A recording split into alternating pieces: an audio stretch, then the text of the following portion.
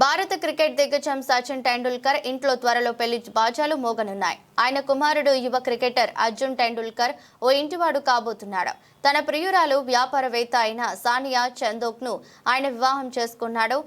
కొంతకాలంగా వీరి పెళ్లి గురించి ప్రచారం జరుగుతున్నప్పటికీ తాజాగా వివాహ తేదీలు ఖరారైనట్లు సమాచారం.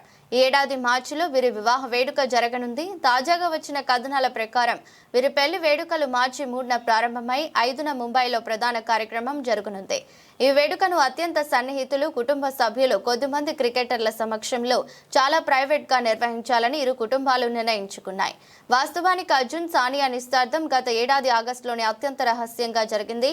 అప్పట్లో ఈ విషయం బయటకు రాలేదు. ఈ వార్తను స్వయంగా Sachin Tendulkar social media platform Reddit లో నిర్వహించిన ఆస్క్ మీ ఎనీథింగ్ సెషన్ లో ధృవీకరించారు. అర్జున్ కు నిశ్చితార్థం జరిగిందా అని ఓ అభిమాని అడిగిన ప్రశ్నకు సచిన్ స్పందిస్తూ అవును జరిగిందన్నారు.